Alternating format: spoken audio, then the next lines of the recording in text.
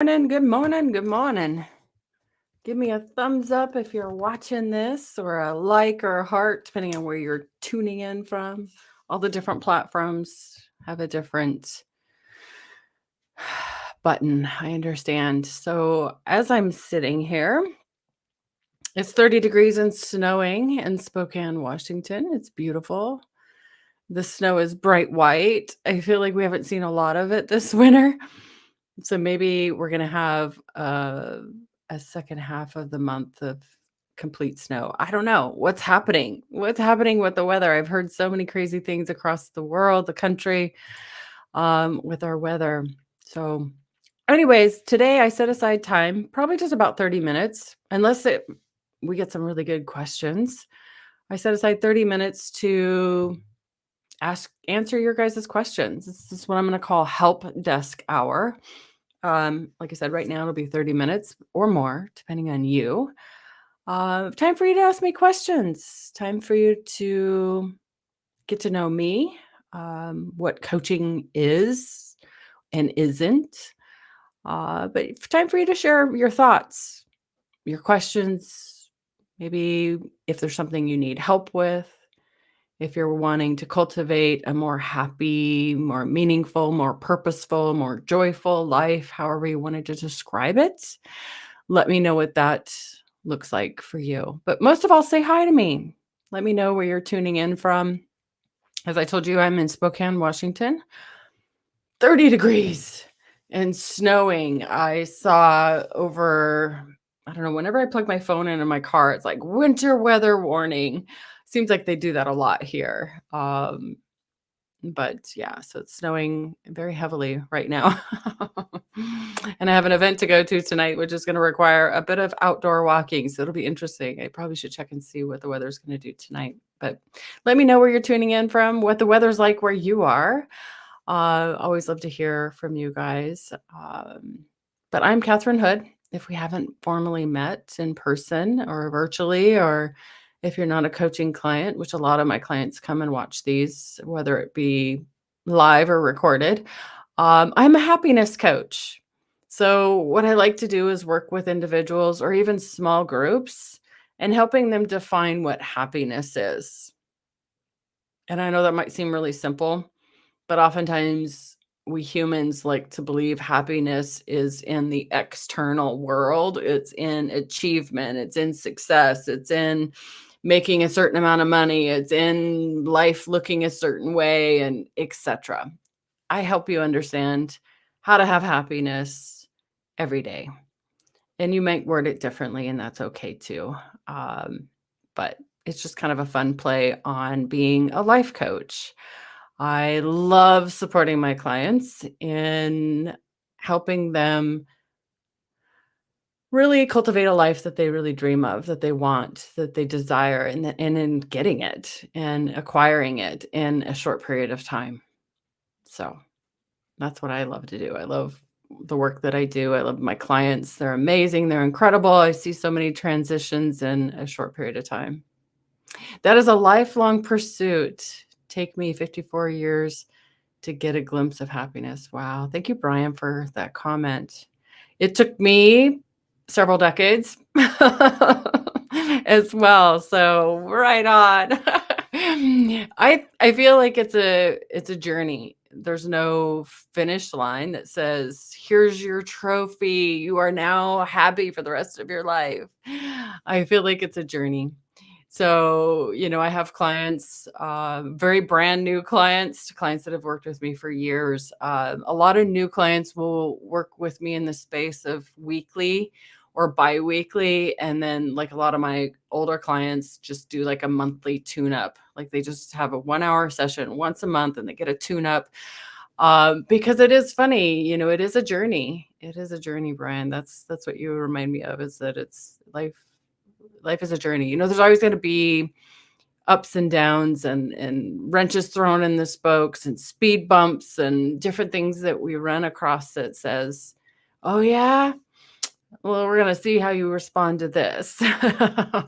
See how resilient you are. Definitely a journey. What I thought was happiness was not. True happiness is selfless. Yeah. Yeah. I find happiness for me is really serving other people. And that's why I love happiness coaching is because I serve a lot of people and they teach me more than they realize.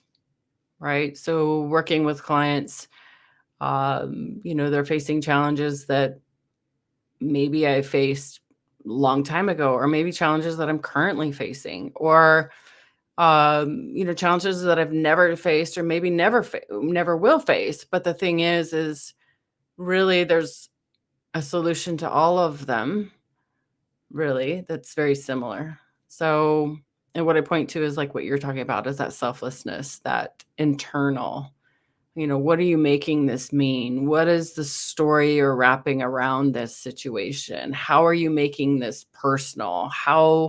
There's so much. Are you living in a state of thinking about the past or the future? Are you living in a place of, desiring something that's outside of your control? Or is it, there's so many things. But it really boils down to really simplistic ways of being that my clients tell me all the time, like, Catherine, this can't be this easy. I think it's as humans that make it more complicated than it needs to be. We think that we need to buy a book and we need to sign up for a class and a program and we need to, uh, you know, do all these things, that when I have that, when I'm done with that, when I get that certification, when I get that degree, when I get that bonus, when I get that job promotion, I'll be happy then. Well, that's not the way human beings work. We're constantly, what's next? What's next? And I was explaining this. I just had a client call just a moment ago. I was explaining that used to be me. I used to be on this hamster wheel, and to the extreme that I would be on vacation, be in the most beautiful place in the world, be on vacation, and I was thinking about what I was gonna do when I get back to work. I wasn't present.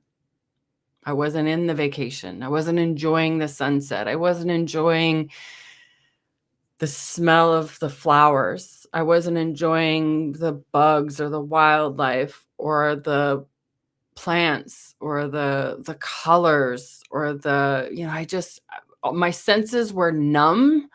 Like, I really wasn't feeling the full experience of being on vacation and seeing and smelling and tasting and feeling, being fully alive and in the present moment. I was thinking about what I was gonna do next when I got back to work, if I wasn't already on the laptop. Like, it was just this crazy, I will be happy when it was driving me and driving my mental, emotional, and physical health into the ground, and my relationships.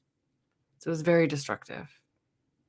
So I love the selfless bit that you speak about. I feel like the more I serve other people and support them, even if it's just holding space for them, the more I learn about myself and the more selfless I become and the more in tune I become with that to be grateful for and appreciative of. So, yes, thank you. That was a great comment. Thank you, Brian.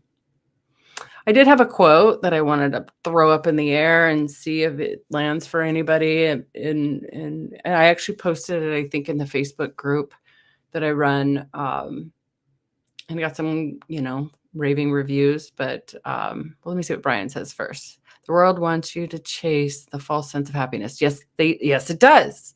That's our greasing the wheels, right? That's basically anything that we buy is usually on emotion, right? If I buy this, I'll be happy. If I buy this, I'll be skinny. If I buy this, I will get a hit of dopamine. I'll be, all these beliefs and all these stories that we believe that aren't real. Which is why we are constantly chasing the next thing. Yep. Until we step away from the worldview and look internal, we're always have that dichotomy. Yep. You're right. Yeah. And for me, I think with me chasing success and money and fashion and fame and all the things that I was chasing is I believe that I would be happy then. And today is the day after Valentine's Day. I use and the reason why I bring this up is I used to believe in that dichotomy, and having hard grips on beliefs and stories really creates a lot of our suffering.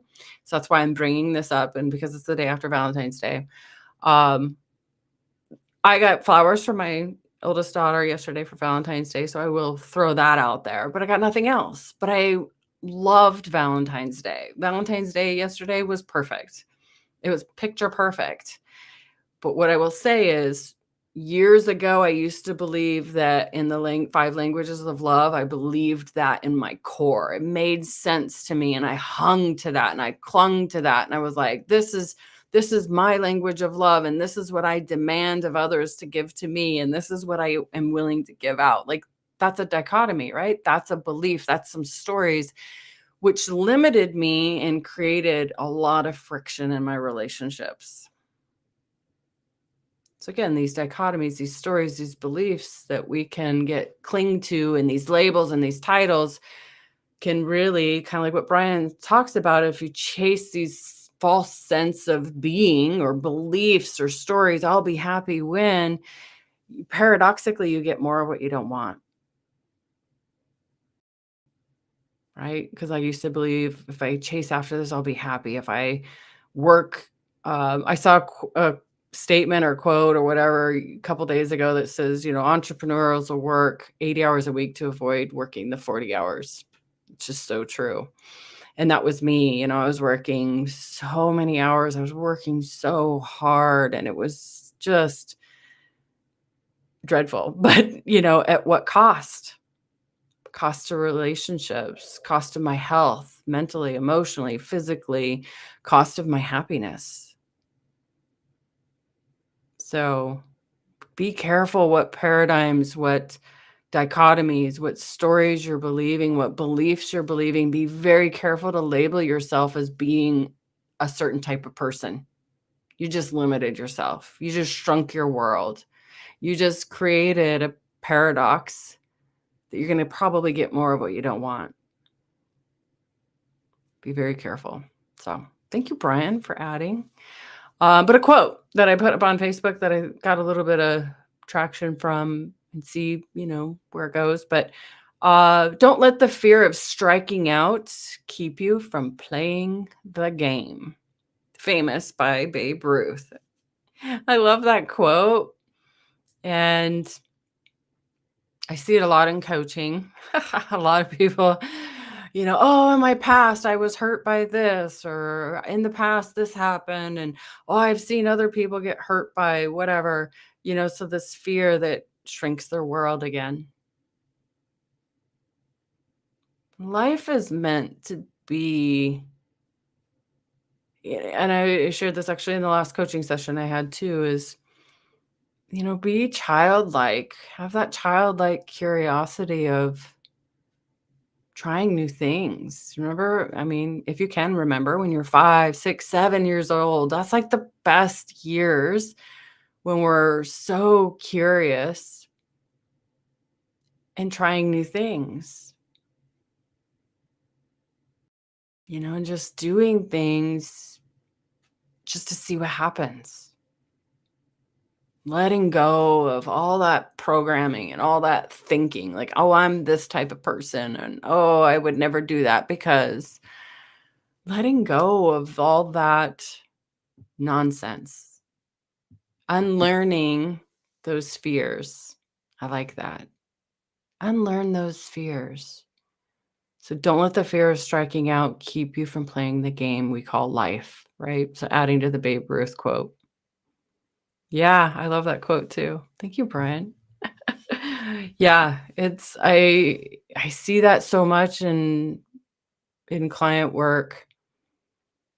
Fear of, there was another thing that came up too not too long ago. I don't know, I probably heard it a while back, but it's maybe a year or so ago that, a lot of people apply for jobs that are in the 30 to $70,000 a year range. A lot of people apply for jobs in those ranges. A lot, a lot, a lot, a lot. You don't even realize it when you're applying for a job in that price, in that income range, that these employers or the people that are viewing all these resumes and applications, they're just flooded with lots. Me too, man. When I was an employer and hiring, it's a lot to undertake. But what's interesting is what I watched a year or so ago, and maybe it's different now, but the jobs that are over $100,000 a year, very few or quite it's like a huge drop in how many people apply for those jobs. It's significant. I don't have the stats, I don't have the data, and it's old information, what I watched probably, but what I found to be interesting is that very few people apply for those jobs. And usually, like, they'll say, "Oh, you need to have this degree, you need to have all these qualifications, you need to have all this, and this." But truthfully, when you apply for those jobs and you may not hit the mark, you may not have all the qualifications, you have a higher risk of or higher not risk, but you have a higher chance, better word, of actually getting an interview, and you have a high chance of because if you have the culture, you have the attitude, you have the determination, you have the eagerness, you have the excitement of wanting to be trainable and learn and develop the skill, those other things don't matter. Those other things are trainable.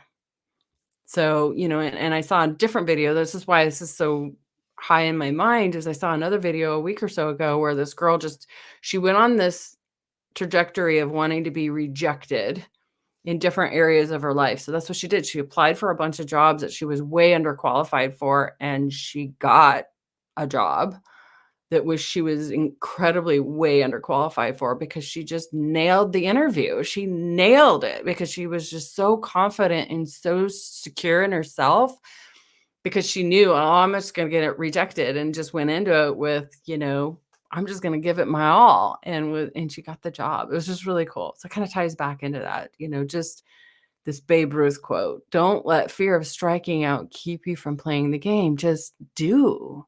Get into action." Fear is separation, love is attraction. Ooh, I like that. Facebook user. I think that's from the Facebook group. I can't see your name. I'm sorry. Yeah, fear separates us from life. It separates us from experiencing life in full color. Where love is going to attract like, kind, similar energy into your life. It'll attract amazing, incredible things. Opportunities, and I say that too, and for me, like, I have an opportunity that's kind of in front of me, and I can almost it's like if I can imagine it as like this little door that's open and there's a little bit of light shining through, and I always really encourage my clients, when you see a door like that, when you see the light shining through the doorway, just push that door open and take a peek inside with that childlike innocence, that childlike wonderment, that curiosity of a child, however you wanna word it, and be curious. Doesn't mean you have to go in and get comfortable, but what opportunity is behind this door? Or what can I learn? How can I maybe even intern or I mean, it depends on what the situation is. I'm kind of talking about jobs right now, but, what is it that is behind this door? What has this door poking open? But when you're in a state of fear, you don't see those door jams with light shining through them. You're just tunnel vision, focused on problems and focused on me and focused on, why is this world so terrible? It can be very big tunnel vision. You can really dampen your world and make your world really small. So thank you for that. That's really good. And I would say a lot of people, when they first start working with me, come to me wanting me to help them fix their external world that they live in. Like, pointing fingers and blaming people around them for their misery. It's so and so's fault. It's, my brother's fault, my sister's fault, my mother's fault, my spouse's fault. It's my kid's fault. It's blaming everyone around them for the way their world appears. They believe that these people, these situations, these circumstances are injecting feelings of pain and fear and suffering into them, and that's not true. So incredibly, new clients come to me wanting a happier life, more fulfilling, more purposeful life. And they think, oh, this coaching is going to, solve all these external problems. And I'm going to get a better job. I'm going to finally be madly in love. And I'm going to all these things. And it's true. I can support you in obtaining those things, but it's going to be in a different way than what you might think. And I worded that specifically the way I worded it, intentionally, the way you think. But it is resolving those internal conflicts. It's really resolving how you think about your life. And it really goes down to the foundation of the relationship to yourself and your relationship to life. We get those two things in alignment internally, everything else is easy peasy. You attract it, as Facebook user said. You attract amazing, incredible things into your world, probably more than what you envisioned at the very beginning, because you're kind of in the flow.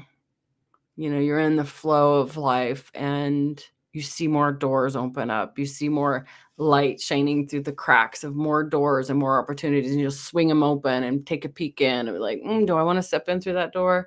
No, I want to look through this door. I want to see what other options I have. Like, it's truly, really incredible.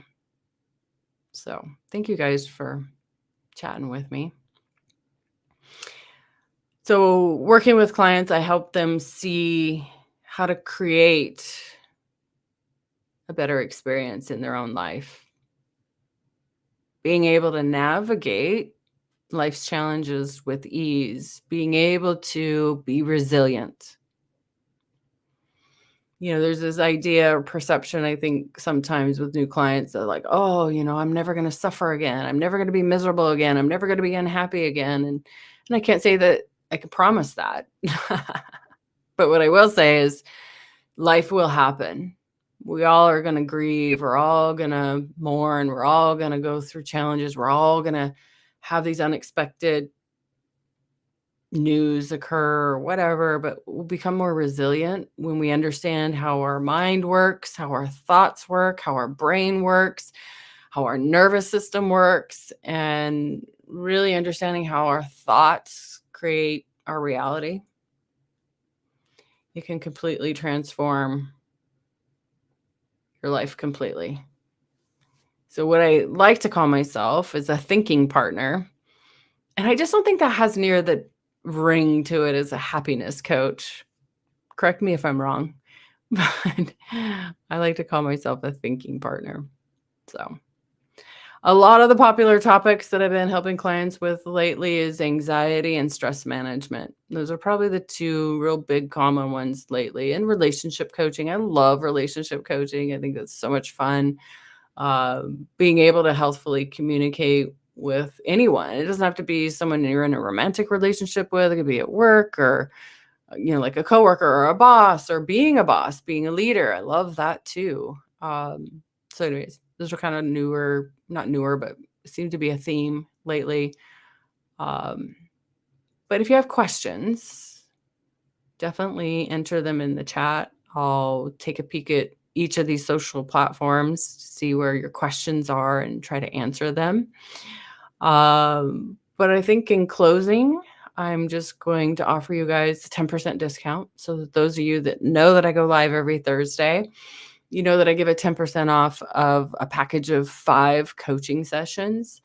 So this is 60 minutes, 5 times. And you can space them out however you want to space them out. I do encourage when I'm working with a new client every week or every other week, but 5 coaching sessions with the discount ends up being $360. And the code is HELP 215-2024. So that's the word help 215-2024. That's your code to save 10% off of that package. It's only good for 1 week. But yeah, in closing, Thank you guys for engaging with me, whether that be live or on the recording. I appreciate you guys, and I'll come back again hopefully next week if I'm not moving. I do have the last week of the month blocked off. I won't be here the last week of the month, but I'm going to try to be here next week because I really want to be consistent, showing up for you guys, and in supporting you and whatever rises up for you guys, and for you to get to know me a little bit more. So, anyways, I look forward to seeing you guys again next week. And as always, you can message me privately. I know some of you are afraid to chat in the live or on these platforms. Feel free to message me privately. I'm here for you. You can even text me at 509-800-7264. All right, guys, have a good day. Bye.